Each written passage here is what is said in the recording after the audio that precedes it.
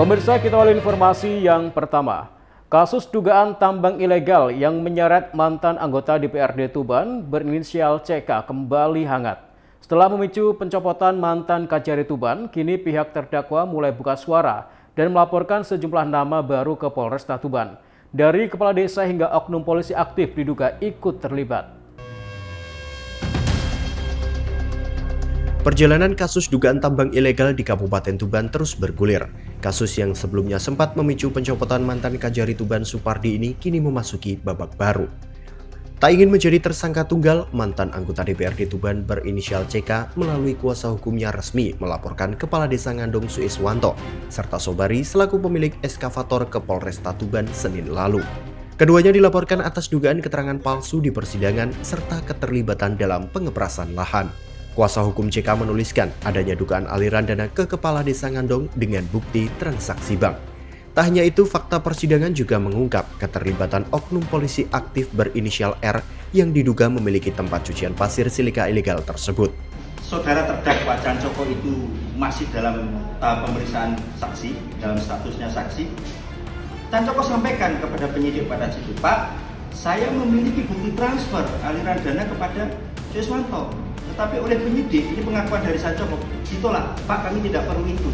Kita fokus saja sama perbuatan jenengan. Nah, kenapa kemudian seperti itu? Yang seharusnya proses penyidikan harus dicari fakta yang secara komprehensif.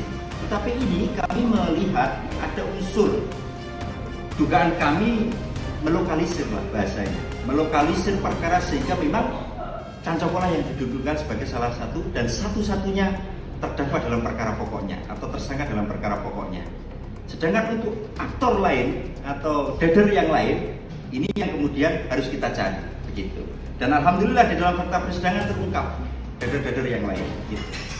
Peran oknum R tadi pemilik kejadian silika itu perannya gimana?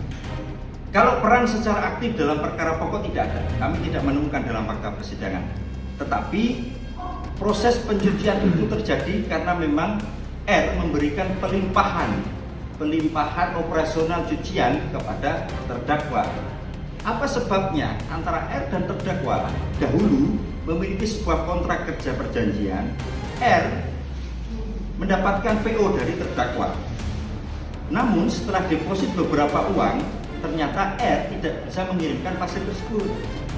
Sehingga R memberikan kuasa pengelolaan kepada terdakwa untuk mengelola cucian tersebut sampai uang deposit itu dianggap selesai dari pemotongan kontrak kerja atau sewa cucian tersebut.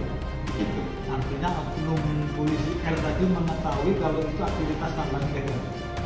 Bagi kami logika hukumnya sangat mengetahui dan membiarkan.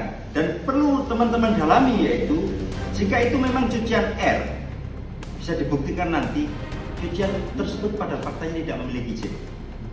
Meski adanya keterlibatan oknum anggota serta laporan baru ini sudah mencuat, pihak Kasih Humas Polresta Tuban hingga kini masih enggan memberikan keterangan resmi.